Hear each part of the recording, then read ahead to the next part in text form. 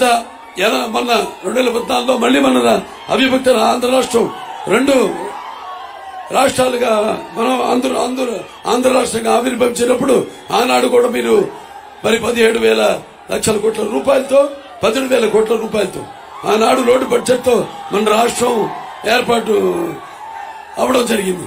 కట్టుబట్టలతో వచ్చాం, ఒక రాజధాని లేని రాష్ట్రం. అప్పుడు కూడా మీరంతా తెలుగుదేశానికి ఓట్లు వేసి తిరిగి చంద్రబాబు నాయుడు గారిని ముఖ్యమంత్రిని చేయడం జరిగింది. అప్పుడైన విజన్ 2020తో ముందుకు వచ్చారు, ఆ లోటు బడ్జెట్ పూడ్చారు. అలాగే రాజధాని నిర్మాణాన్ని చేపట్టారు, అమరావతి రాజ్యాన్ని. ఇవాళ బొత్సగారు అడిగారు మొన్న పేపర్ వాళ్ళు, మన రాజధాని ఏదండి అని. అబ్బా టైం ఉంది కదా అంటాడు. టైం ఉంది కదా, ఇంకా ఏంటో టైం తెలీదు. ఆయన టైం బాగాలేదు, ఆ పార్టీ వైకాపా టైం బాగాలేదు. అది ఆయన వెళ్ళగొక్కుంటున్నాడు, చెప్పుకోలేక చెప్తున్నాడు. ఆయన నా పరిస్థితి బాగాలేదు, నా పార్టీ పరిస్థితి బాగాలేదు, మా నాయకుడి పరిస్థితి అస్సలు బాగాలేదు, చెప్పుకోలేక అసంతృప్తి ఒక అగ్నిపర్వతం లోపల రగులుతాంది. అది ఎలా చెప్పుకోవాలో తెలియదు. మన జగన్ ఉన్నాడు బాబు, ఇక ఒక్క మాటలో చెప్పలేము, తనకు అభివర్ణించలేము. మహానటుడు ఏది మాట నిలబెట్టుకుంటానన్నాడు, మంటలో కలిపేశాడు. అలాగే మడమ తిప్పనన్నాడు, అందరి మెడలు విరిచేశాడు. అలాగే నా బీసీలు, నా ఎస్సీలు, నా ఎస్టీలు అంటూ మొత్తం రాష్ట్రాన్ని కాష్టంలా మార్చేశాడు. జగనన్నంటూ జరగలా పీడిస్తున్నాడు. అలాగే మావయ్యనంటూ మనోభావాలను తగలబెట్టాడు. అలాగే ఈ యొక్క మద్యపాన నిషేధం అంటూ పేదవాళ్ల ఒక ఆకలి దప్పికలని తన మద్యపాన వ్యాపారంలో ముంచేశాడు.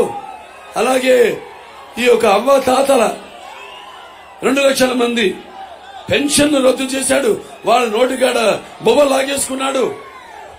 అలాగే నవరత్నాలంటూ మనందరి నడుములు విడిచేశాడు. అలాగే నేనుంటే అంటూ తనుంటే ఎంత క్రూరత్వం, దుర్మార్గం, దగ, మోసం ఉంటుందో నిరూపించాడు జగన్. అలాగే నా అక్క చెల్లెలు, అలాగే దళితులకు అండగా ఉంటానని చెప్పి మరి ఆ దళితుల చావులతో తన ఆకలి కేకలు ఆర్పుకుంటున్నాడు. అలాగే నా అక్క చెల్లెలు, నా అన్నదమ్ములంటూ ఆ అక్క చెల్లెలు అన్నదమ్ముల ఆస్తిలోనే వాటాడుకుతున్నాడు. నా అక్క చెల్లెలంటూ అక్క చెల్లెలు ఉసురు పోసుకుంటున్నాడు. అమరావతి రైతుల యొక్క మెతుకుల్ని రక్తపు బొంతులా మార్చేశాడు. అలాగే ఈ రాష్ట్రానికి ముఖ్యమంత్రిని అంటూ దినగంత్రి పాలన చేస్తున్నాడు. అలాగే నాయకుడిని అంటే నయవంచుకుడుగా మారాడు.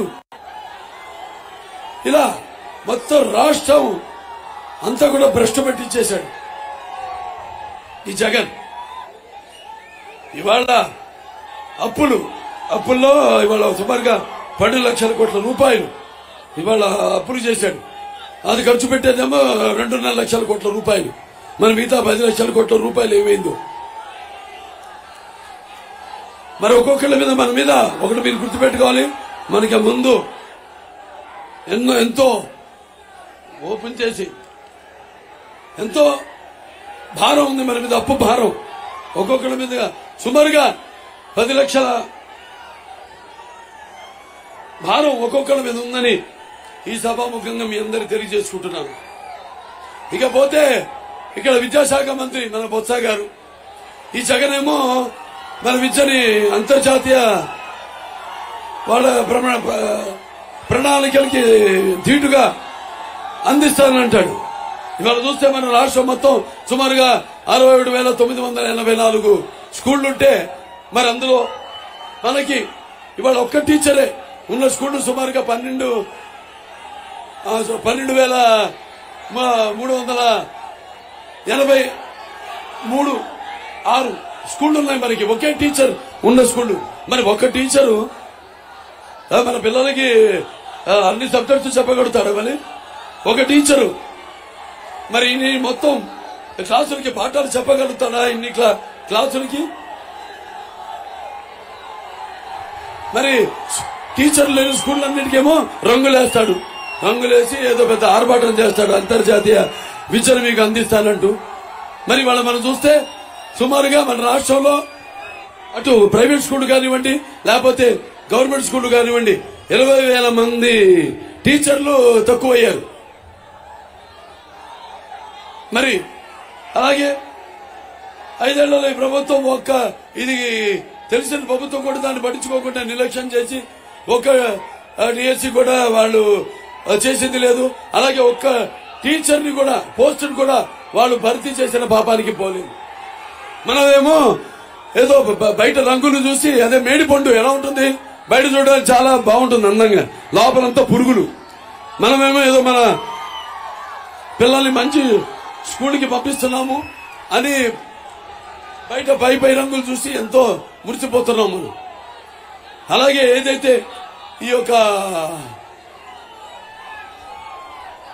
అది మన సర్వే ఏదైతే ఉందో, మన యాన్యువల్ ఎడ్యుకేషన్ సర్వే ఏదైతే ఉందో దాంట్లో వాళ్ళు పేర్కొన్నారు ఏమని, బాబు మనకి ఉందేమో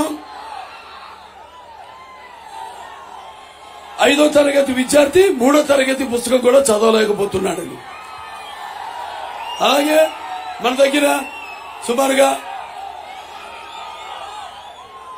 పిల్లలు అంటే ఈ యొక్క 5 ఏళ్లలో స్కూల్ని మధ్యలో మానేసిన పిల్లలు మధ్యలో 16.29% ఉంది మన పిల్లలు చదువుకోలేక.